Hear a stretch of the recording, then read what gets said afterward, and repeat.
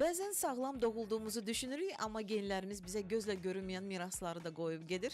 Qanımızda gizlənən sirlər bizim taleyimizi müəyyənləşdirir. Sağlam həyat verilişində axşamınız xeyirli olsun. Hər kəsi salamlayırıq. Çox da maraqlı, eyni zamanda deyərdim ciddi bir mövzudan danışmağa sizi yavaş-yavaş hazırlaşdırıram. Çünki nadir özdə rast gəlinən irsi qan xəstəliklərindən danışacağıq. Ola bilər deyə bilərsiniz ki, Samirə xanım, qan xəstəliklərindən biz tez-tez danışırıq, bu haqda məlumatı siz çatdırırsınız. Təbii ki, mən sizinlə tamamilə razıyam, amma bugün nadir, necə deyərlər, rast gəlinən irsi qan xəstəliklərini işıqlandıracağıq, araşdıracağıq və bu araşdırmada bizə təbii ki, qonaq mütləq şəkildə lazım olmalıydı və ona görə biz dəvət etdik bugün studiyamıza Sağlam Həyata Səhiyyə Nazirliyi Respublika Qan Bankının Mingəçevir bölməsinin müdiri Samirə xanım Xəlilovanı. Samirə xanımı xoş gördük. Axşamınız xeyir, xoş gördük. Axşamınız xeyir olsun. Xoş gəlmisiniz Bakıya. Sağ olun. Samirə xanım, tez-tez gəlib gedirsiniz Bakıya, yoxsa? Bəli, işlə bağlı. Bəli. Aha. Samirə xanım, bugün nadir qan xəstəliklərini üzə çıxaracağıq. Mənim üçün də maraqlıdır. Yeri gəlmişkən etiraf eləyim ki, çox diqqətlə sizə qulaq asacağam.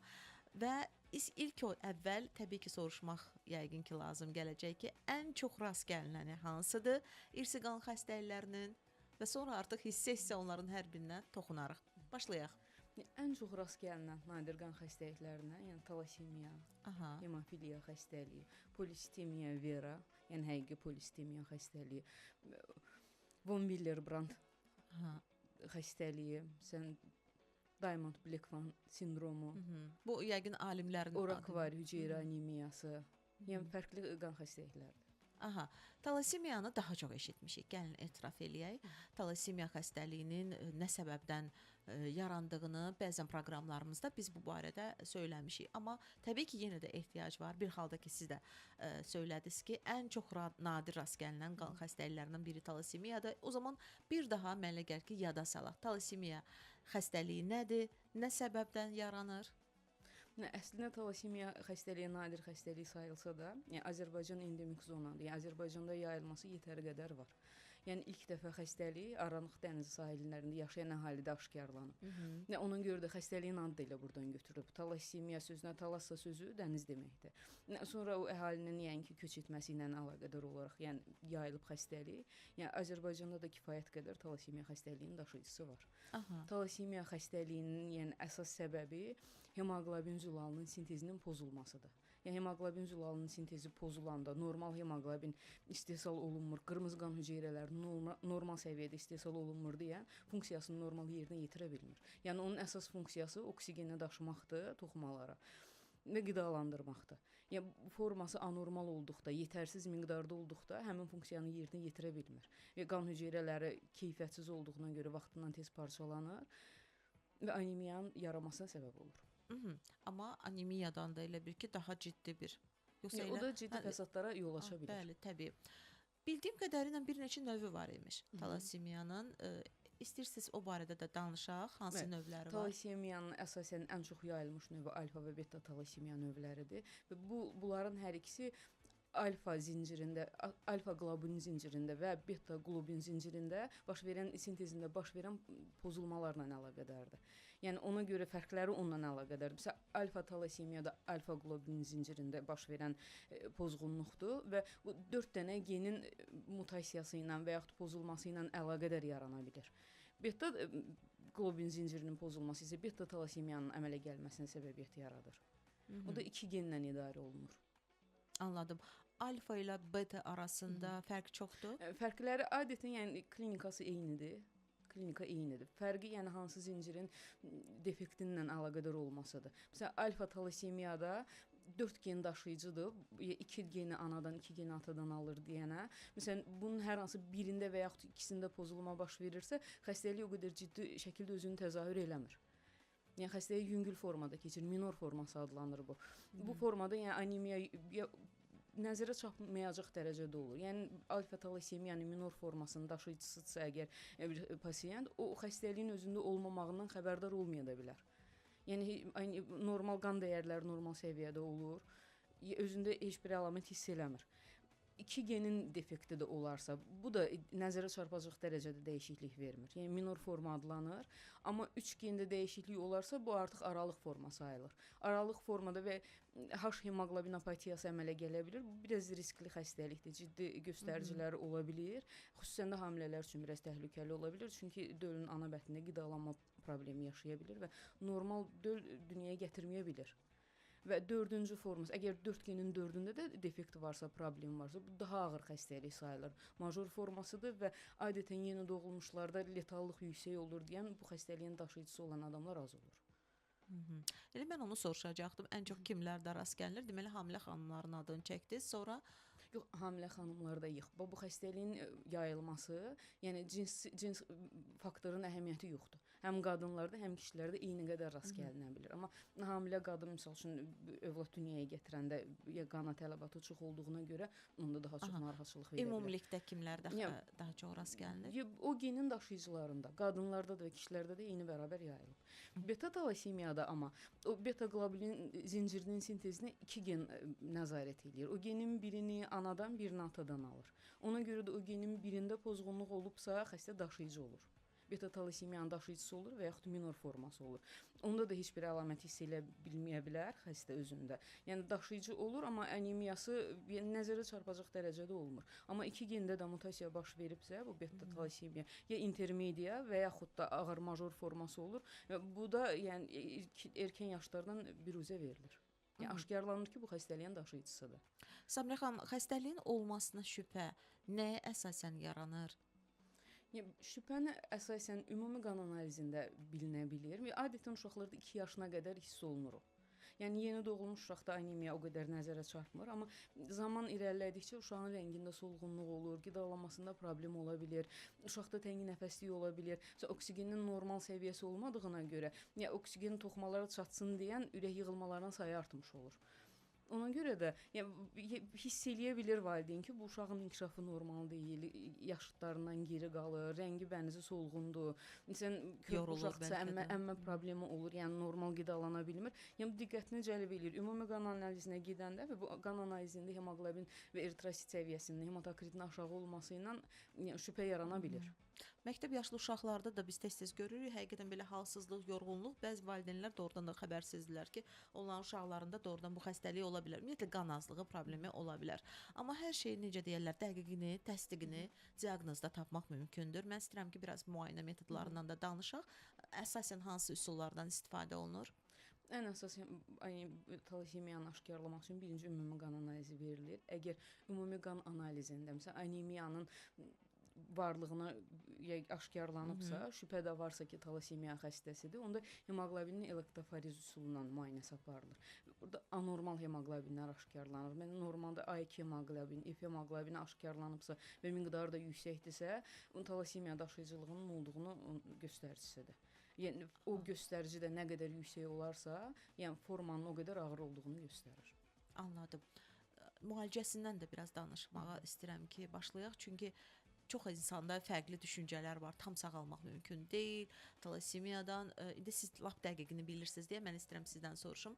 Müalicəsi necə aparılır və ümumiyyətlə talasemiyadan tam olaraq azad olmaq, belə deyək, sağalmaq mümkündürmü? Talasemiyanın tam müalicəsi olması üçün yalnız əməliyyatın sümükliyi köçürülməsi olmalıdır.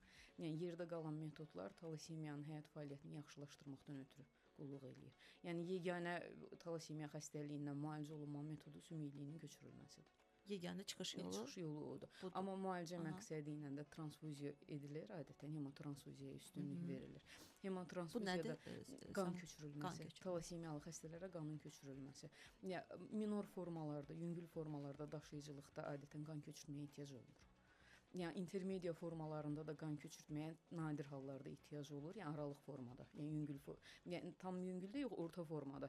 Yəni əməliyyata hazırlanırsa, məsəl üçün qadın, kişi fərq etmir. Əməliyyata hazırlanırsa, o zaman ehtiyac hiss eləyə bilər və yaxud da bir müddət dönəmdə özünü pis hiss eləyibsə, hemoqlobin dəyərləri də aşağıdırsa, transfuziya oluna bilər. Amma daimi transfuziyaya ehtiyac hiss eləmirlər. Məsələn, hamilə qadındır, normal hamiləlik, normal gedişatı üçün dönəm-dönəm uşaq dünyaya gələnə qədər köçürdə bilər. Amma major formalarda, ağır beta talasemiyalarda transfuziyaya ehtiyac duyulur. Söylədiniz ki, belə deyək, çıxış yolu sümük iliyinin köçürülməsindədir. Ölkəmizdə həyata keçirilirmi sümük Həyata iliyi keçirilir, transplantasiyası? bəli, və uğurlu da nəticələr alınır. Yəni adətən sümük iliyi də birinci dərəcəli qohumdan, yəni bacısından, qardaşından alınmağı daha uyğun gəlir. Yəni HLA sistemi ilə uyğunluq olmalıdır. Yəni nə qədər çox uyğun olarsa, sümük iliyinin orqanizmdə tutmasının göstəricisi odur. Aha. Bir də Samirə xanım, söylədiniz ki, hemotransfuziyanın da yəni zərərləri ola bilir. Bəzən rast gəlinir buna da. İstəyirəm ki, əgər çox məsələn necə gedir transfuziyada belə əgər olunursa bəli, zərərləri nədən ibarətdir? Məsələn, biz bu haqqda məlumatsızıq. Hemotransfuziya yəni həyat keyfiyyətini yaxşılaşdırmaq üçün talassemiyaya zəruridir. Yəni 21 gündən biri 1 və yaxud 2 vahid köçürülməlidir. Amma bu bəzən hemoqlobin dəyərini daha yüksəyə qaldırmaq üçün artıq da transfuziya olunmalıdır. Transfuziya artıq olanda da bədəndə dəmir yüklənməsi baş verir.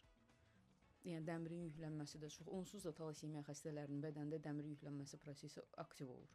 Üstünə üstəlik də qan köçürülən zaman biraz da miqdarı artanda dəmir də orqanizmin sənin ürək nəzələsinə, qaraciyərə fəsad törədə bilir. Məsələn, ürəkdə çox toplanması nəticəsində ürəyin yığılma qabiliyyəti zəifləyə bilir. Qaraciyərdə daha çox toplanıbsa, fibroz və yaxud sirroza gətirib çıxarda bilir.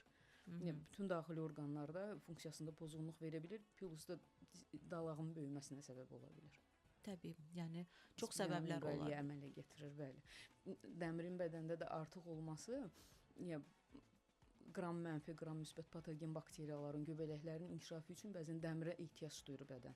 Talassemiya xəstələrdə də dəmirin miqdarı yüksək olduğu üçün onların patogenliyi biraz da artmış olur. Ona görə də xəstələrdə infeksiyalaşmaq, infeksiyaya meyilli riski artır. Maraqlıdır. Və bir də təbii ki, maraqlıdır siz nə dediniz ki, dəmir çatışmazlığı olanda yəni yarana bilir. Təbii ki, biz indi birazdan minerallar, ümumiyyətlə hansı vitaminlər, ümumiyyətlə insanın qidalanmasına da diqqət yetirəcək. Ümumiyyətlə nə yeməlidirlər? Əgər talassemiyalı şəxslər bizə qulaq asırlarsa, yəqin ki, onların qidalanmasına xüsusi diqqət etmələri lazım gələcək ki, kəskinləşməsin xəstəlik və bu haqda danışacağıq, vaxtımız da olacaq. Gəlin belə eləyək, dinləyicilərimizə artıq mövzunu bəlli etmişik, elan etmişik. Biz bugün nadir rast gəlinən irsi qan xəstəlikləri haqqında danışırıq və siz nəyi bilmək istəyirsiniz, nələri və yaxud bilmək istəyirsiniz? Bu zaman əgər sual yaranacaqsa bizim söhbətin gedişatında 055 93 490 93 WhatsApp nömrəmizdə yazın, suallarınızı göndərin. Bugün suallarımızı Səhiyyə Nazirliyi Respublika Qan Bankının Mingəçevir bölməsinin müdiri Samirə Xəlilova cavablandıracaq. Sağlam həyatı dinləyirsiniz, proqramımız davam edəcək. Nadir aşkarlanan qan xəstəliyi, irsi qan xəstəliklərindən danışırıq və bu xəstəliklər bilirsiniz ki, bəzən doğulandan illər sonra özünü göstərir və çox insanlar demək olar ki, səbəbi bilmirlər, anlamırlar. Biz bugün düşündük ki, bu mövzunu işıqlandıraq, çox aktual bir mövzu olduğuna görə sizə də sual vermişik. Hətta ki, siz nəyi bilmək istəyirsiniz? Əziz bizim Sağlam Radionun, Sağlam Həyatın dinləyiciləri 055 93 490 93-də gözləyirik mesajlarınızı və Səhiyyə Nazirliyi Respublika Qan Bankının Mingəçevir bölməsinin müdiri Samirə Xəlilova bizə bu haqda məlumat verir və Samirə xanım, maraqlı mövzudur. Əslində danışdıqca da yeni mənim üçün məqamlar ortaya çıxır və hətta yeni suallar belə ortaya çıxır. Ona görə mən istəyirəm ki, biraz ətraflı toxunaq. Məsələn, qidalanması ilə bağlı bir sual verdim reklamlardan əvvəl. Yəni necə qidalanmalıdırlar talassemiyalı şəxslər? Maraqlıdır. Onların ümumiyyətlə menyuları necə olmalıdır? Daha çox hansı qidalara üstünlük verməlidirlər ki, xəstəlik daha da kəskinləşməsin? Yəni xüsusi bir diyeti yoxdur onların, amma əsas xüsusi bir diyetləri yoxdur. Amma yəni normalda belə məsələn dəmirlə zəngin olmayan qidalardan istifadə eləməli. Məsələn normalda çayın çox istifadə eləməyə uşaqlara icazə vermirik də. Məsələn dəmirin sorulmasını qarşısını alır, tanin maddəsi var. Amma talassemiya xəstələrində dəmir yüklənməsi çox olduğuna görə, məsələn talassemiya xəstələrinə bol-bol çay için deyirik. Yəni lazımdır onlara çay içmək. Dəmir nəyin tərkibində çox varsa, onlardan qaçınılmalıdır. Yoxsa belə yəni qidalanmasında keyfiyyətli qidalardan istifadə olunmalıdır. Yəni işlənmiş qidalar deyim, konservatlardan çox istifadə eləməsələr yaxşıdır. Şirin şeylərin çox istifadə eləməmək infeksiyalaşma, infeksiyanın yaranmasına, yəni artmasına bədəndə səbəbiyyət yaratdığına şirin şeylərdən biraz qaçınmaqlar məsləhət görürük. Yəni immuniteti möhkəm olmalıdır. İmmuniteti möhkəm olmalıdır, keyfiyyətli qidalanmalıdır. Aha, anladım. Bir də dəmir tərkibli qidalardan pərhiz gözləməlidir.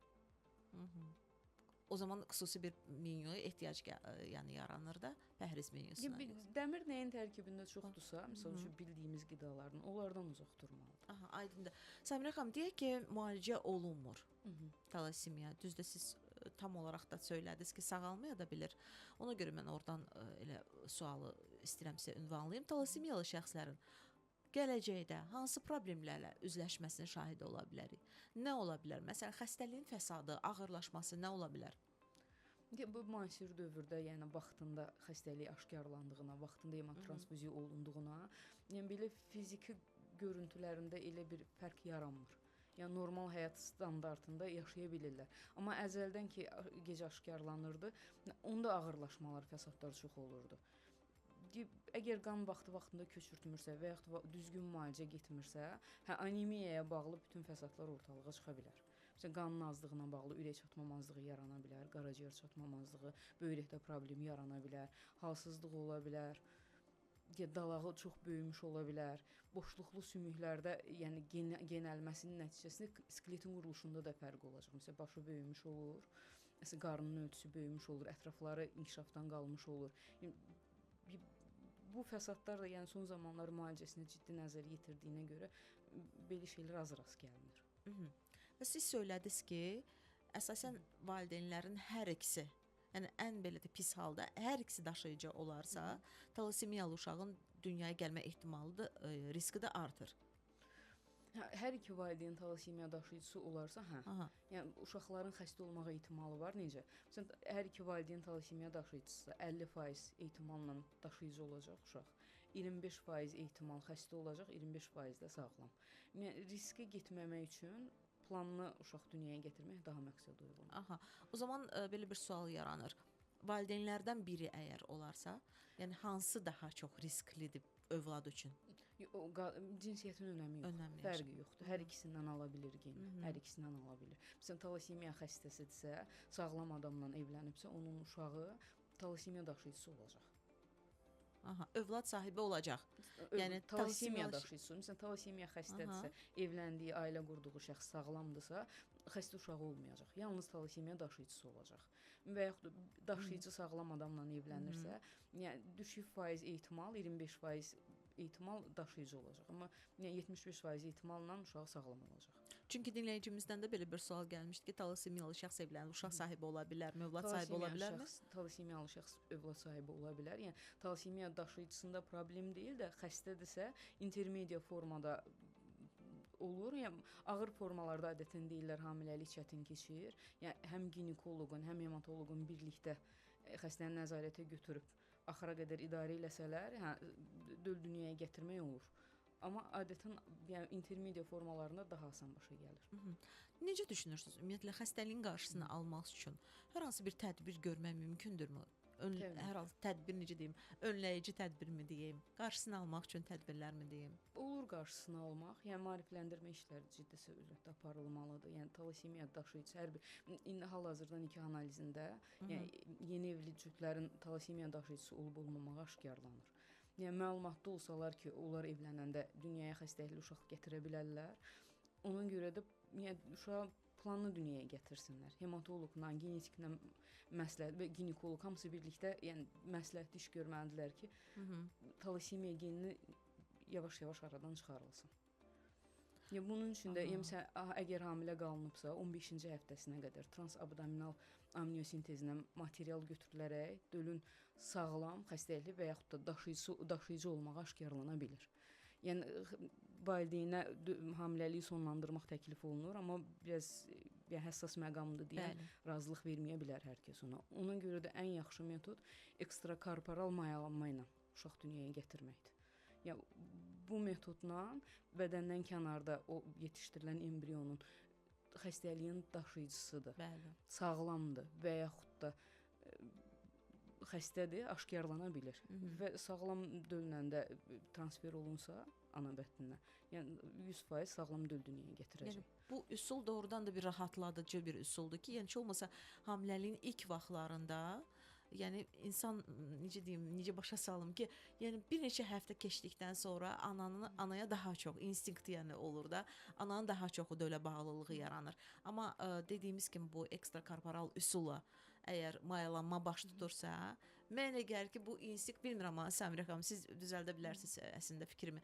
Yəni o qədər də instinkt olmaya bilər də, düzdür? Yəni həkimlər Yəni orada kənarda onunla hər adam razılaşmaya da bilir. anladım.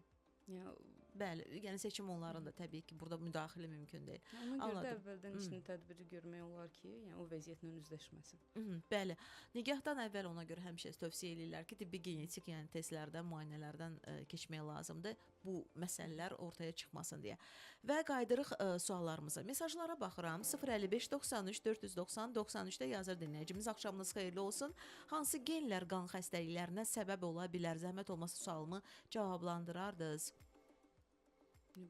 Genlərin hansında mutasiya varsa, ona uyğun xəstəlik əmələ gətirəcək. Sonra digər sual var. Genetik analizlə bu xəstəliklər aşkarlana bilərmi? Genetik analizlə aşkarlanır elə.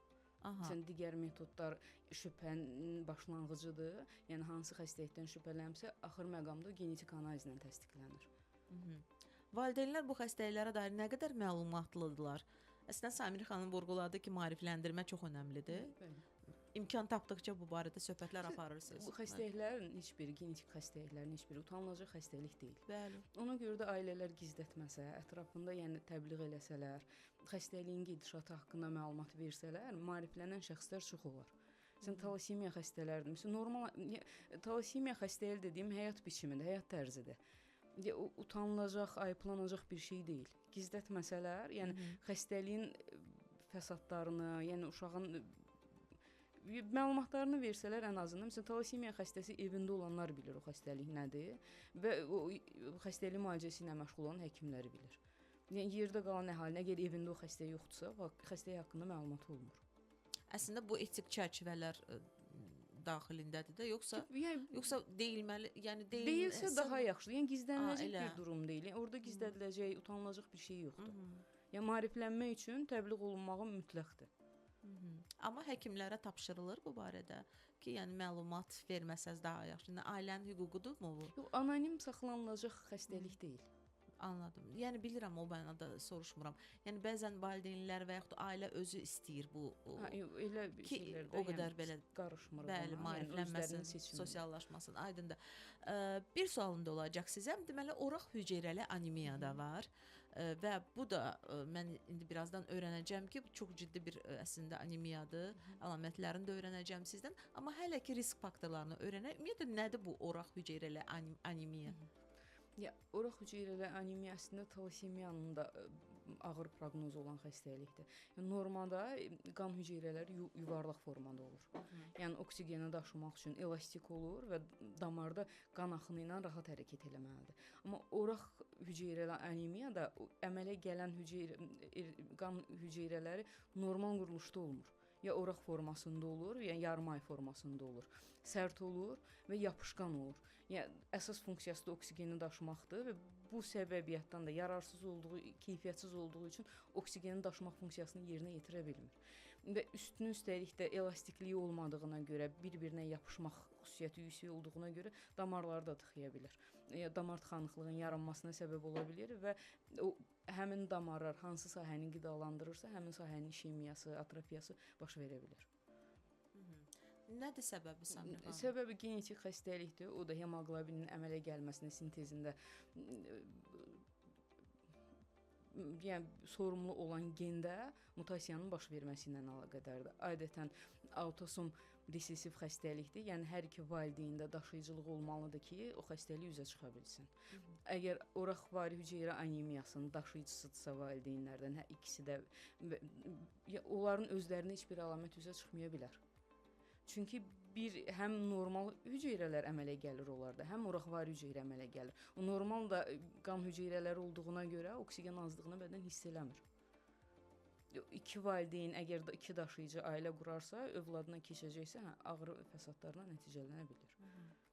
Yəni anemiyanın ağır forması əmələ gəlir. Amma əlamətlər eyni olur. Əlamətlər eyni olmaqdan başqa, bunlarda ən əsas xüsusiyyət ağrı sindromunun güclü olmağıdır. Ağrı harda olur Ya damarlar tutulduğuna görə Aha. ağrı bütün bədəndə olur. Ən çox döş hissəsi, ətraflarda ağrı ola bilər. Yəni bütün bədəndə ağrı sindromunun varlığı bu oraqvari anemiyaya şübhənin əsas əlamətlərindən biridir. Daha çox deyirsiz sinə nahiyəsində. Və ağrıların şiddəti məsələn bir neçə gündən, bir neçə saatdan bir neçə günə qədər davam edə bilər və hətta yəni xəstəxana şəraitində də müalicə götürə bilər həmin ərəfədə. Stasionar almaq lazım gəlir.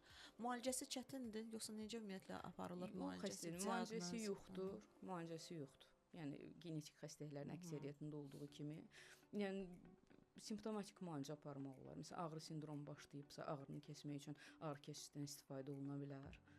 Məsələn, hemotransfuziya oluna bilər həyat keyfiyyətini yaxşılaşdırmaq üçün. Başqa orqanlarda nəfəsat baş veribsə, onun qarşısı alınır. Məsələn, ətraflarda trafik yaralar əmələ gələ bilər. Həmin hissənin qidalanmasında problem olduğuna görə. Məsələn, o daxili orqanlarda çatmamazlıq yarana bilər. Dalağın ölçüsü həddindən artıq böyüyə bilər. Məsələn, normada qan hüceyrəsi 120 gün müddətində yaşayır orqanizmdə. Amma bu oraq hüceyrəli anemiya zamanı hüceyrələrin quruluşu atipik olduğuna görə 20 gün müddətində parçalana bilər. Dalağın funksiyası da o parçalanmış qan hüceyrələrini özündə filtrləyib toplamaqdır. Miqdarı artıq olduğuna görə daha çox yüklənir dalaq. Dalağın hətta ölçüsü o qədər böyüyə bilir ki, yəni adi cüzi bir travmadan belə dalaq partlaya bilir. Bu müayinədə açıq-aşkar görünür hamısı. Bəli, yəni dalağın böyüməsi adətən vizual da görsənir. Palpasiyada elə gəlir, hiss olunur. Yəni UZI-də də ultrasəs müayinəsi zamanında qaraciyərin dalağın böyüməsi aşkar görsənir.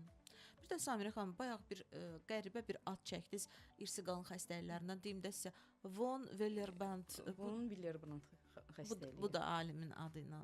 Bəli, alimin adı ilə əlaqədardır. Bəli. Aha, bu xəstəlik özünü hansı əlamətlərlə göstərir? Bu xəstəlik qanda laxtalama sistemində problemin olması ilə əlaqədardır. Yəni normada dövran eləyib, məsələn, damar zədələnibsə, həmin hissəyə trombositlər gedib həmin hissəyə yapışır, adheziya olur və qanaxmanın qabağını alır, qarşısını alır. Von Willebrand sindromunda əgər o faktorun çatışmamazlığı varsa, trombosit damarın divarına birləşə bilmir. Biz necə bilə bilərik ki, bunu? Onu şübhə yarana bilər əslində bizdə. Misal üçün hissi zədələnib, həmin misal üçün damar və yaxud qanaxması var, məsələn dişini çəkdirib. Ya burnunda qanaxma zad var. Bu qanaxma 10 dəqiqədən çox davam eləyirsə, 10 dəqiqədən sonrakı müddət, 15 dəqiqədən çox davam eləyirsə, yəni laxtalama sistemində problemin olmağından şübhələnmək lazımdır. Normada yəni 1-2-3 dəqiqə müddətində tromb əmələ gəlib qanaxmanı dayandırmalıdır. Dayandırmağımıza baxmayaraq hələ də davam eləyirsə ki, yəni biz onda bilməliyik ki, qan laxtalamasıdır bu. Hə, yəni qanaxma 10 dəqiqədən artıq davam eləyirsə, şübhələnmək lazımdır ki, faktorun çatmaması. Faktorun yox, qan yarama sistemində problem var. Axı o hansı faktorla əlaqədar olduğu artıq analizlərdə bilinəcək. Aydındır. Suallarımız çoxdur Samirə xanım. Bir balaca sadəcə indi biraz fasilə elan edəcəyik. Çünki suallarımızı bizə ətraflı cavab vermək lazımdır. Reklamlarda gözləyir bizi. Gəlin belə eləyək. Qısa bir fasilə elan edək. Reklamlardan sonra bu genetik xəstəliklərin başqa hansıları var, hansı növləri var, onu da yenidən xatırlatmamız lazım olacaq. Yəni təbii ki, ən əsas da bizi o maraqlandırır ki, bunları necə erkən aşkarlamaq lazımdır və qarşısını alma yollarından da danışacağıq.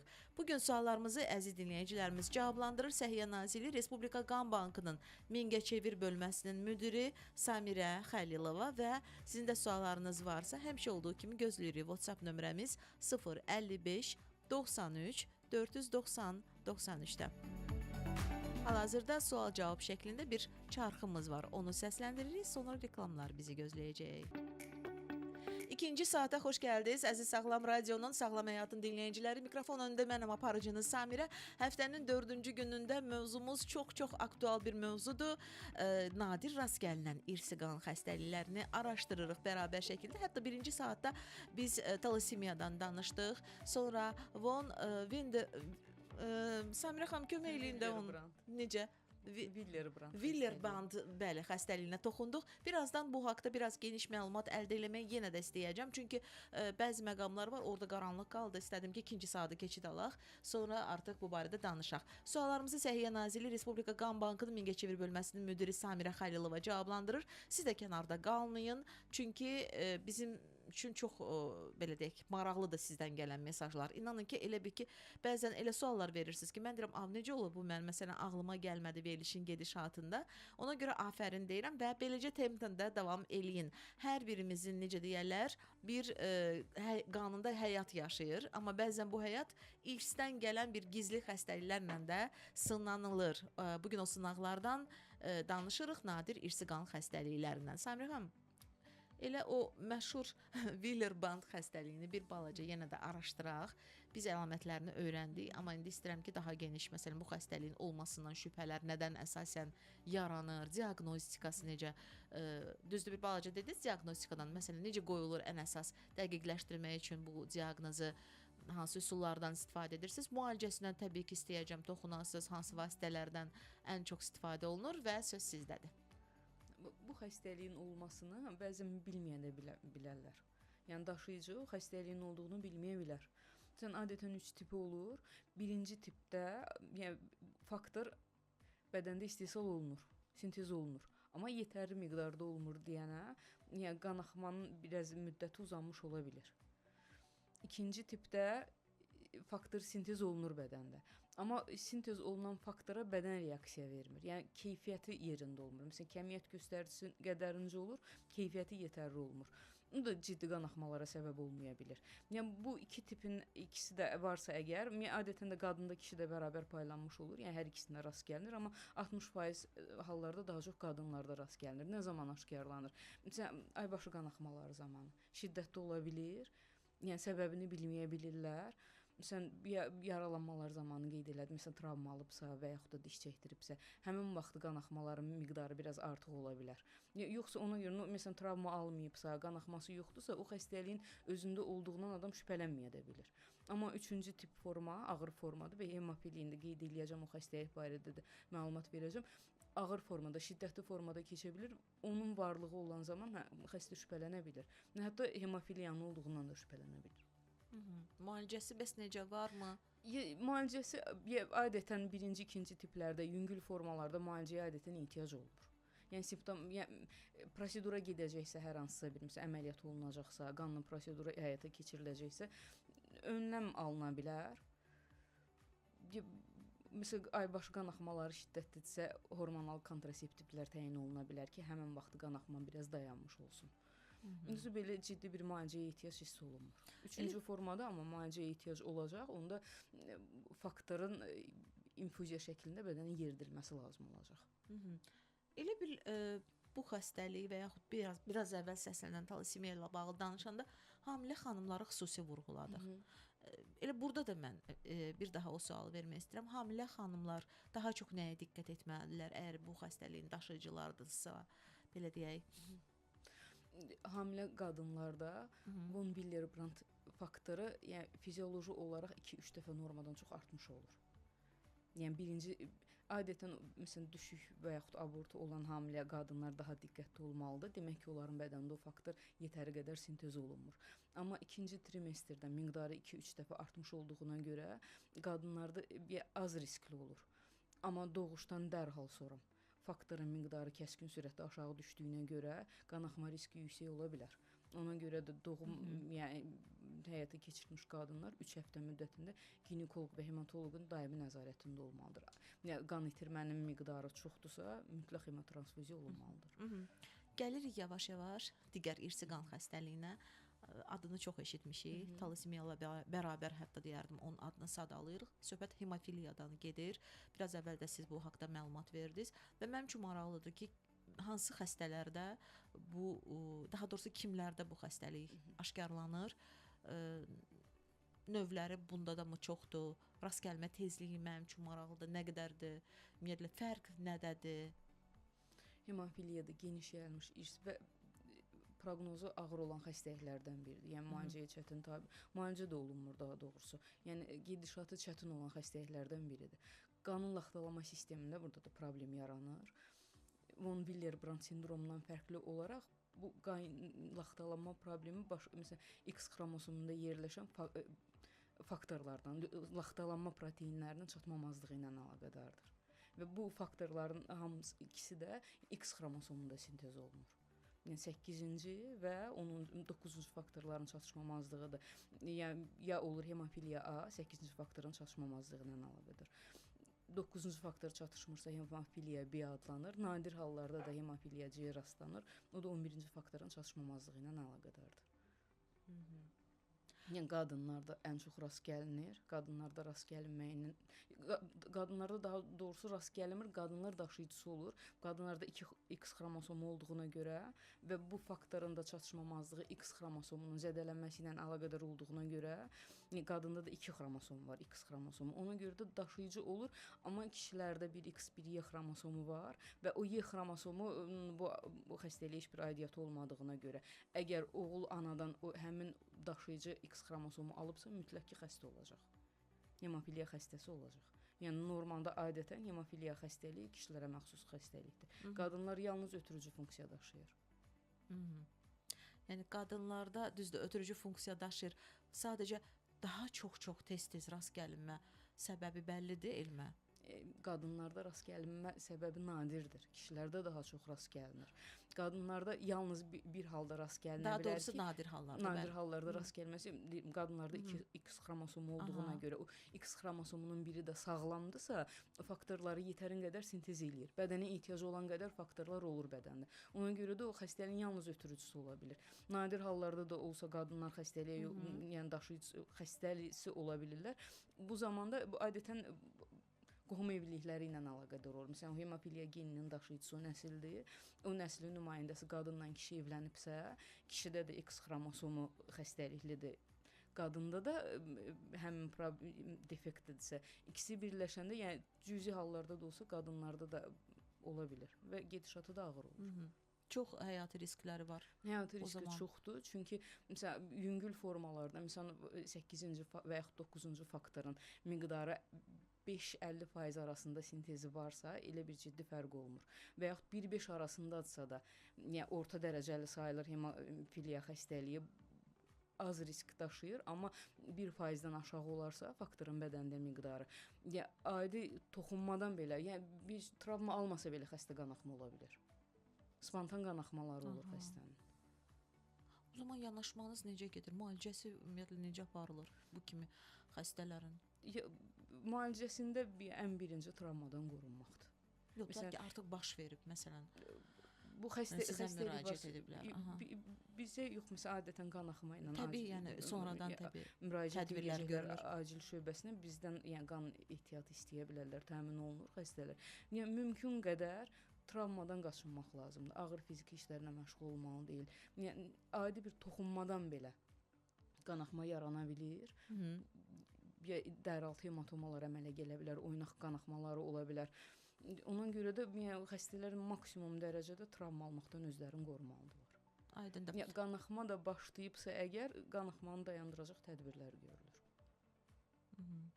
Kömək etmək olur vaxt, müdaxilə tez olmaz. Müdaxilə etmək olur. Yəni, orta hesablanıb hemofiliyanın ağır formalarında il ərzində minimum 35 qanaxma yəni, bir xəstədə müşahidə oluna bilir. Bir də Samirə xanım, məsələn, xəstənin xarici görünüşünə baxanda biz bilə bilərikmi bu hemofiliyalı xəstədir? Bayaq, məsələn, digər qan laxtalanmasının xəstəliyinin məsələn adını çəkdiniz, sadəcə çətin gəlir deyə sadalamıram və yaxud talasemiya olsun. Fərqi biz bilə bilərikmi? Bu şəxsdə hemofiliya xəstəliyi var. Hemofiliya, yəni o digər əlamətlərinə görə xəstəliyi ilə müqayisə etmək üçün, yəni analizlərin nəticəsində dəqiqləşdirmək yalnız belə xarici görünüşdən bilmək olmur. Amma məsələn Von Willebrand xəstəliyinin 3-cü tipində də ağır formada gedir, hemofiliyada da. Yəni onları biz gözdən diferensiasiya eləyə bilmərik. Amma yəni hemofiliyası olan xəstələrin çox diş qanaxması, burun qanaxması çox ola bilir. Dərisində yəni mütəmadi qançırlar görsənir, dəraltı qansızmalar, hematomalar olur və hematomalarda qabarıq olur. Yəni qanın dərinin altına çox toplanmasının nəticəsində olur. Qanaxma başlamayıbsa, yəni onsuz da hemofiliyası olan xəstələr özlərində xəstəliyin olduğunu bilirlər. Yəni uşaqlıqdan xırda bir travma alıbsa belə, həmin dövrdən aşkarlar. Həm genetik faktorun böyük əhəmiyyəti olur. Yəni o ailədə, o nəsildə, o gində var deyən nümayəndələri bu xəstəliyin olduğundan xəbərdar olurlar. Kənardan baxanda, travma almayıbsa, qanaxması yoxdursa, diqqətimizi cəlb eləyəcək bir şey olmur. Yox, həm də siz vurğuladınız ki, adətən belə xəstələr həkim nəzarəti altında olurlar. Həkim nəzarətindən mütləq olur. Artıq Əməliyyata hazırlaşıbsa mütləq nəzarətdə olmalıdır və əməliyyata hazırlaşan zamanda onlarda məsələn qabaqlayıcı tədbirlər görülür. Məsələn, laxtalanma faktoru 8-ci faktorun çatışmamazlığıdır və yaxud 9-cu faktorun çatışmamazlığıdırsa, həmin preparatlardan faktorun bədəndə miqdarı əməliyyat öncəsi 100%-ə qədər çatdırıla bilir. 80-100 arası olmalıdır. Sonraki dövrdə profilaktika məqsədi ilə minimum 50%-ə qədər çatdırılmalıdır. Yəni faktorlar bədənə kənardan yeridilməlidir. Keçid alaq digər suallarımıza dinləyicilərimizdən gəlib bir nəzər salaq. Deməli, sual qoymuşuq ki, siz nəyi bilmək istəyirsiniz? Nadir rast gəlinən irsi qan xəstəliklərindən bağlı 055 93 490 93-ə göndərə bilərsiniz və hər birinizin yazdığı mesajlar gec ola bilər, amma oxunacaq, narahat olmayın. Və soruşur dinləyicimiz, axşamınız xeyirli olsun, həkimimizi də salamlayıram. Soruşur, daşıyıcılığı olan ailələr sağlam uşaq dünyaya gətirə bilirmi? Hemofiliyanın. Bəli, söhbət yəqin mən biləm. Məsələn, hemofiliya xəstəsi kişi sağlam qadınla evlənibsə, onun oğlu mütləq ki, sağlam olur. Çünki Y xromosomunda xəstəliyin daşıyıcılığı yoxdur. Sağlam qadından da X xromosomunu götürəcək deyən övlad, onun oğlunun xəstə olmağa ehtimalı yoxdur. Qızı daşıyıcı olacaq. Amma xəstə qadının sağlam kişi ilə evlənsə belə, uşağının xəstə olmağa ehtimalı qaçınılmazdır. Oğlu 100% xəstə olacaq, qızı isə xəstəliyin daşıyıcısı ola bilər. Onda belə çıxır Samira xanım, qadın tərəfdən daha çox gəlir də. Bəli. Qadın hemofiliya geninin ötürücüsü qadındır. Bəs biz bayaq danışanda, yoxsa mən bəlkə səhv anlaya bilərəm, qadınlarda niyə nadir dedik biz o zaman rast gəlinir? Çünki qadında 2X xromosomu var. Onun biri xəstəliklidirsə, biri sağlamdırsa, yetər qədər faktor sintezi eləyə bilir bədəndə. Amma kişində 1X, 1Y xromosomu var. Məsəl üçün Y xromosomunda bu aidiyyatı yoxdur faktorun sintezinə.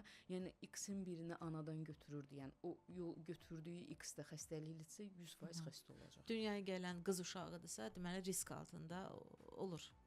Anladım sizi. Qız genin yəni özü xəstə olmasa belə xəstəliyin ötürücüsüdür. Anladım.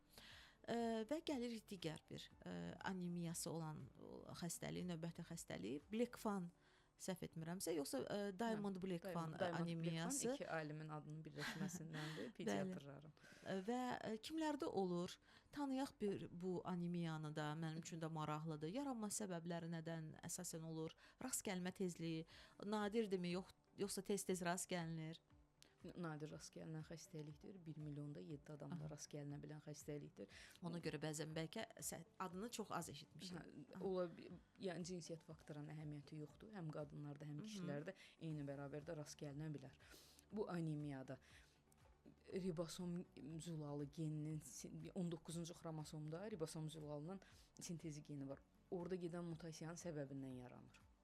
Yəni yetəri qədər bədəndə hemoqlobin qan hüceyrələri yaranmır. Qan hüceyrələri yetərsiz yarandığına görə də anemiya ilə nəticələnir. Kimlərdə olur? Genetik xəstəlikdir. Yəni o 19-cu xromosomun genində mutasiya olan şəxslərdə rast gəlinir. Amma özü şəxsin bilirmi bu xəstəliyin daşıyıcısı olduğunu? O xəstəliyin daşıyıcısının olmağını adətən yəni 3 ayından sonra aşkarlanır və 1 yaşına qədər də diaqnoz qoyulur. 1 yaşına qədər də o xəstəliyin olması barədə yəni şübhə yaranmış olur. Çünki yeni doğulmuşlarda adətən niyə hiss olunmur? Məsələn, uşaq az çəki ilə anadan olmuş ola bilər, boyu çəkisi balaca olmuş ola bilər. Yəni fikirləşirlər ki, hə uşaqdır, yəni ana hamilə vaxtı düzgün qidalanmayıb, yaxşı qidalanmayıb, uşaq zəif olub, yəni qısa müddətdə o çəkini toplayacaq, boyu artacaq. Amma məsələn 3 ayından sonra valideyn hiss edir ki, bu uşağın çəkisində, boyunda artma yoxdur. İnkişaf müalicətdən geri qalır. Ondan sonra diqqət cəlb eləyə bilir və müraciət eləyə bilirlər. Məsələn, həkimə pediatra müraciət eləyəndən sonra ümumi qan analizi alınır, yoxlanılır və analizin nəticəsində hemoqlobin dəyərinin aşağı olması, məsələn, hematokritin aşağı olması, xüsusən də retikulositlərin aşağı olması aşkarlanır ki, bu da onun göstəricisidir ki, bədəndə yəni qan yaranıb parçalanmır. Yaranmada problem var. Yəni yaranmayıb deyənə anemiyası var xəstənin. Amma çox nadirdir. Çox nadir rast gəlinən xəstəlikdir və bu ümumiyyətlə bütün nadir rast gəlinən xəstəliklərin də bir dezavantajı var ki, az rast gəlindiyinə görə xəstəlik barədə yəni tədqiqatlar da az aparılır. Yəni Bəli. statistik məlumatlar az olur. Təbii ki, yəni insanlar arasında da yayılma ehtimalı da belə çıxır ki, az olur. Ona görə işıqlandırılmır, ona görə maarifləndirmə işləri aparılmır. Aydındır. Bir balaca yenə də fasiləyə çıxacağıq. Çünki hal-hazırda yenə də reklamlarımız bizi gözləyəcək. Amma Samira xanım, mütləq şəkildə biz bir daha nadir rast gəlinən digər irsi qan xəstəliklərini də bərabər şəkildə yenə araşdıracağıq. Vaxtımız da var bunun üçün. Qeyd etdiyimiz kimi son zamanlar qan xəstəlikləri insanların çoxsunun necə deyərlər bir qorxulu yuxusuna çevrilib. Ona görə məncə də biraz daha diqqət tələb edən bir mövzudur. Reklamlar bizi gözləyir. Reklamlardan sonra sağlam həyat davam edəcək. Davam edirik mövzumuza. Bir daha xatırladıram. Bugün biz nadir rast gəlinən irsi qan xəstəlikləri haqqında danışırıq və suallarımızı cavablandırır Səhiyyə Nazirliyi, Respublika Qan Bankının Mingəçevir bölməsinin müdiri Samirə Xəlilova və suallarımız bir neçə suallarımız qalıb deyə mən istəyirəm ki, o sualları da səsləndirək. Çünki bayaq sadaladığımız o nadir rast gəlinən qan xəstəliyi Blackfan anemiyası bayaq danışdıq bu haqda və onun bir balaca simptomlarını məncə indi söyləməyin vaxtıdır. Çünki biz o xəstəliyi yaxından tanımaq istəyirik. Çox nadir olmasına baxmayaraq da yenə də bilsək mənə gəlir ki, yaxşı olar xarici görünüşdən məsələn əlamətlər varmı ki, biz heç olmasa rastımıza çıxarsa hər hansı bir şəxsdə biz bunu bilək. Bəli, Diamond Blackfan xəstələrinin böyük hissəsində, yəni yarısından çoxusunda xarici görünüşündə dəyişikliklər olur. Məsələn, ilk öncə inkişaf anomaliyası dediyim qeyd elədim. Boyları qısa olur, çəkiləri az olur. Yəni ilk nəzərə çarpan nə olur? Yəni skelet quruluşunda da fərq olur. Məsələn, başının ölçüsündə mikrosefaliya, yəni başının ölçüsünün kiçik olması olur. Xəstələrin qulaq heyvanı normal yerləşdiyi yerdən aşağı hissədə yerləşir. Gözlərinin ölçüsü böyümüş olur və göz qapaqlarında ptoz aşkarlanır. Məsələn, ptozu göz qapaqlarının düşüklüyüdür. Üst çənə sümüyündə də defektlər ola bilir. Dovşan dodaqlıq, qurdağızlıq olur bu xəstəliyin daşıyıcılarında. Bir də ən tipik əlamətlərindən biri baş barmağın quruluşunda olur. Baş barmağın ölçüsü həm böyük olur, anormal ölçüdə, uzun olur və baş axırıncı falanqası, ikinci falanqası böyümüş vəziyyətdə olur. Yəni diqqət cəlb edən dərəcədə böyük olur. Amma Samira xanım, bu qurdağızlıqdır, dovşan dodaqlıqdır. Bu rast gəlinəndir. Yəni tez-tez də demirəm, amma rast gəlinib tanışır. Sırf həm bu xəstəliyə məxsus xüsusiyyət deyil, yayılmış bir xəstəlikdir, amma Diamond Blackfan xəstəliyində də yanaşı olaraq üst çənə sümüyünün yaxşı inkişaf eləməməyin nəticəsində bu qüsur aşkarlana bilir. Başqa qüsurlar da ola bilir. Bu xəstəliyin inkişaf anomaliyası ilə əlaqədar, məsələn, ürək çatmamazlığı ola bilər, böyrək qaraciyər çatmamazlığı ola bilər, amma o habitusdan, yəni xarici görünüşdən onları fərq eləməyə də bilərik. Amma bəs bu xəstəliyin müalicəsində hər hansı bir yaxşı proqnoz verə bilərsinizmi məsələn? Yəni xəstəliyin bilinən dəqiq bir müalicəsi yoxdur. Bu xəstəlikdə də, yəni yeganə müalicə əsasən ailə üzvlərindən sümüklüyünün köçürülməsidir. Amma bu xəstəlikdə də yanaşı orqanlarda çatmamazlıq olduğuna görə həyati risk daşıya bilər. Sümüklüyü köçürülməyə riskli ola bilər. Ona görə də xəstənin ümumiyyətlə fərdi xüsusiyyətləri fərdi dəyərləndirib qiymətləndirilməlidir ki, bu xəstəyə sümüklüyü köçürmək olar yoxsa yox. Ona görə də simptomatik müalicələr aparılır, həyat keyfiyyətini yaxşılaşdırmaq. Yəni hər adama köçürülməyə də hər adama köçürülməyə bilər. Yəni yanaşı xəstəliklərinin ağırlıq dərəcəsindən asılı olur. Nəzərə alınır. Aydındır. Adətən medikamentoz müalicədən istifadə olunur. Yəni 1951-ci ildən bəri ən çox geniş yayılmış istifadəsi kortikosteroidlərin istifadəsidir. Bir də əgər anemiyanın dərəcəsi artıqdırsa, hemotransfuziya olunur. Və hemotransfuziyanın da sayı çox olarsa, dəmir yüklənməsi olarsa, bu zamanda xilas terapiyalardan, dəmir qovucu preparatlardan istifadə olunur. Ömür boyu içməyə Ömür boyu. məcburiyyət. Amma bu xəstəliyin gedişatı dalğavari xarakter daşıyır. Yəni remisiya fazası ilə ağırlaşma fazası bir-birini əvəz eləyə bilir. Yəni xəstənin vəziyyətində yüngülləşmə olarsa, remisiya fazasına giribsə, qan transfuziyasına da, kortikosteroidlərin istifadəsini dayandırmaq lazımdır. Onsuz da nəzarət altında olur, həkim nəzarət altında, amma yenə də hansısa bir preparatın dayandırılması, yoxsa davam etməsi həkimə bağlı bir məsələ. Yəni ağırlaşmaların qabağını almaqdan ötürü. Məsələn, bu xəstəlikdə 2 növ ağırlaşma ola bilir. Bir ağırlaşmalar ola bilər xəstəliyin özünün gedişatı ilə bağlı, bir də ola bilər müalicənin verdiyi fəsadlar. Məsələn, ağırlaşma xəstəliyin özünün gedişatı ilə bağlı dedim, məsələn, inkişaf anomaliyaları olur deyənə ürəkdə çatmamazlıq olur. Məsələn, anemiyanı aradan qaldırmaqdan ötürü, oksigen toxumalara düzgün çatdırmaqdan ötürü ürək normadan artıq yığıla bilir. Ona görə ölçüsündə hipertrofiya da olur və ritm pozğunluğu da əmələ gələ bilir. Məsələn, böyrək inkişaf eləyən zaman, məsələn, nalvari formada ola bilər, atipik formalarda ola bilər deyən funksiyasını yerinə yetirməyə bilər. Məsələn, dalağın ölçüsü böyümüş ola bilər. Bu, yəni xəstəliyə məxsus ağırlaşmalardır. Bir də var, müalicənin gedişatı ilə bağlı olan ağırlaşmalar. Bu da kortikosteroidlərin uzun müddətli istifadəsinə bağlıdır. Yəni çox istifadə edəndə şəkərli diabet əmələ gələ bilər. Çünki kortikosteroidlərdən uzun müddətli istifadə sonsuzluğa qədər gətirib çıxarda bilər. Yəni istifadə edirsən bir cür problemdir, istifadə etmirsən bir cür problemdir. Maraqlıdır.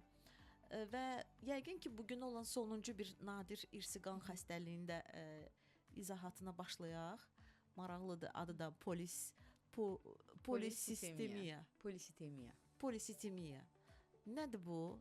Səmrə xanım. Polisitemiya xəstəliyi bu kimlərdə rast gəlir? Fərqli olaraq qırmızı qan hüceyrələrinin normadan artıq yaranmasıdır. Yəni normadan artıqlığı da orqanizmə faydası yoxdur. Yəni çatmamazlığı kimi artıqlığı da fəsadlar törədə bilir. Yəni bu adətən JAK2 geni var. Bu qan yaranmaya nəzarət edən. Onun aktivləşmə, o genin mutasiyası ilə əlaqədar əmələ gəlir.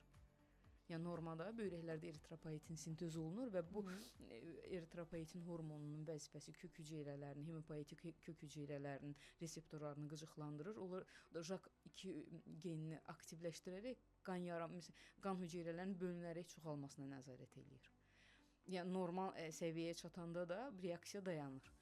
Amma bu xəstələrdə, polistemiyası olanlarda JAK2 genində mutasiya olduğuna görə eritropoietin olmasa belə qan yaranma davam eləyir. Hüceyrələr bölünərək çoxalmağa başlayır. Bədəndə normadan artıq qırmızı qan hüceyrələri yaranır.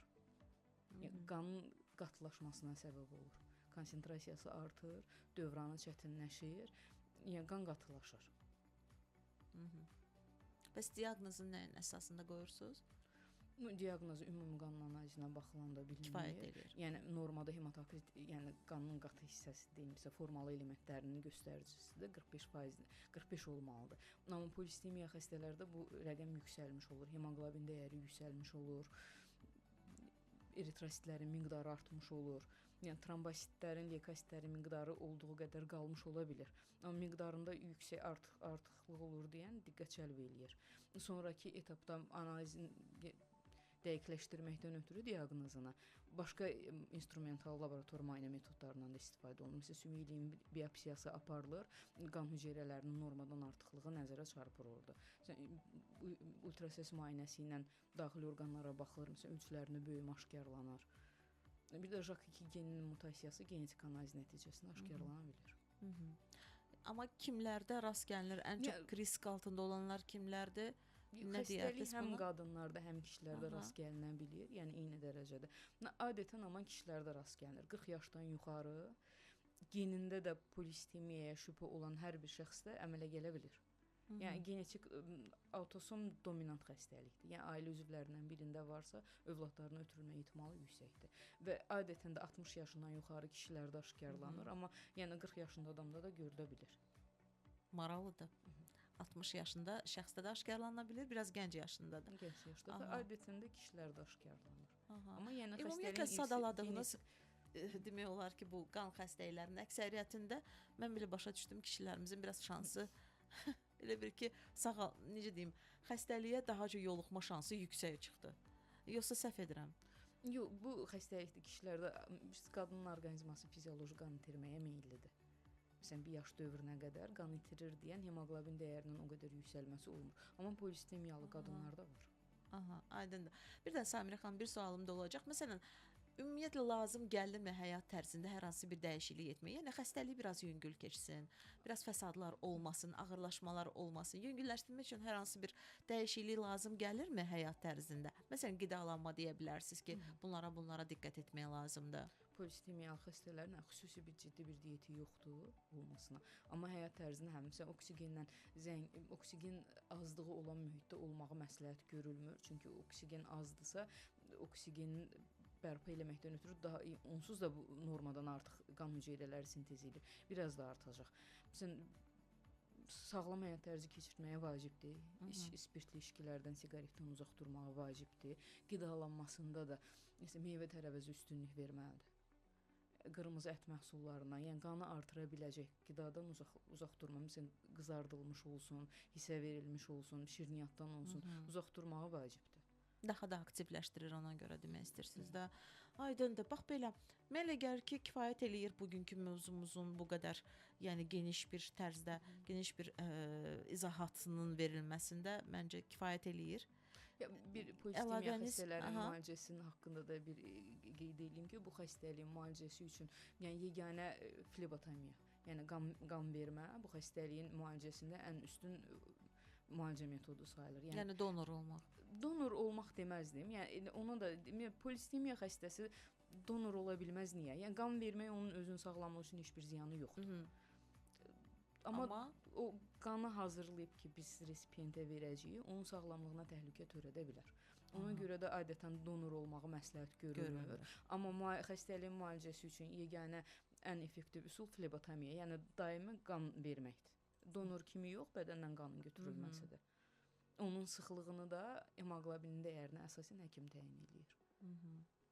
Yəni bir daha dinləyicilərimizə izah nəyə görə veririk ki, yəni bu çox qan olmasıdır, qan hüceyrələrinin çoxluq təşkil etməsi kimi dəyərləndirilən bir xəstəlikdir və ona görə də mütəmadi olaraq bu şəxslər əksinə qan verməlidirlər, qan çıxmalıdır bədənlərindən. Əlamətlərindən də deyim, məsələn özündə olanlar onu müşahidə edə bilərlər.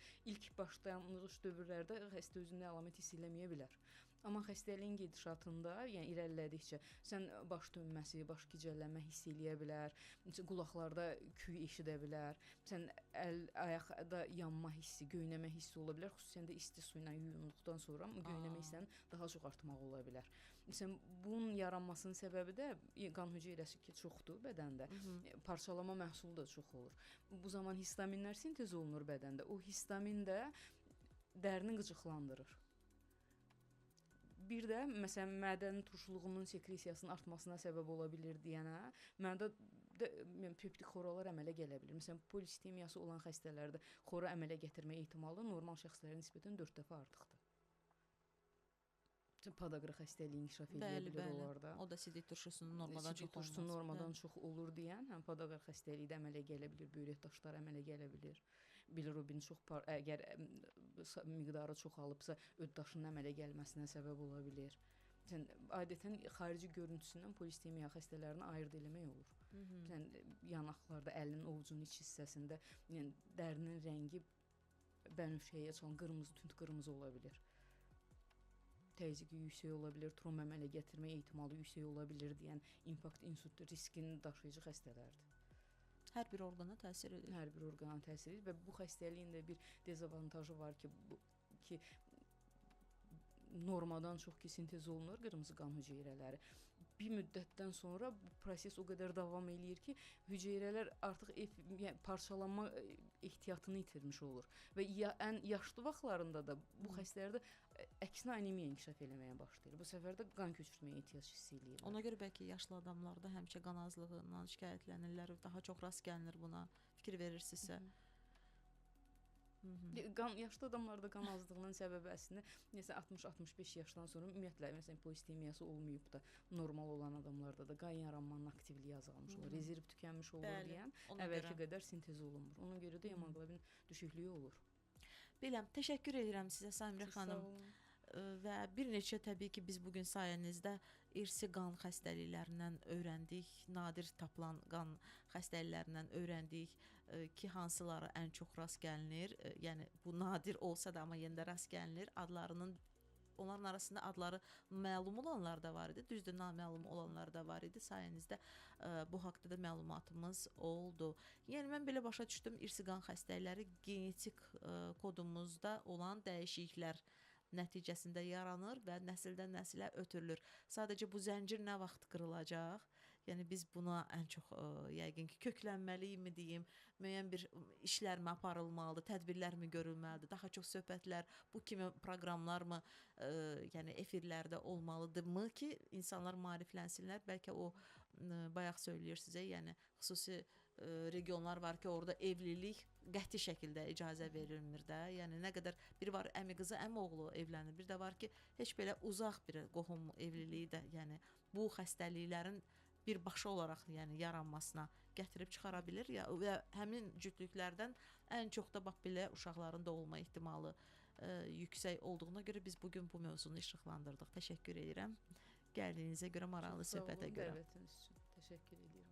Bir daha xatırladaq, bugün Səhiyyə Nazirliyi Respublika Qan Bankının Mingəçevir bölməsinin müdiri Samirə Xəlilova ilə görüşürdük. Sağlam həyatda özünüzə yaxşı baxın əziz dinləyicilərimiz. Sağlamlığınızı heç nəyə qurban verməyin. Sabah eyni saatda eşidiləcək. Hələlik sağ olun.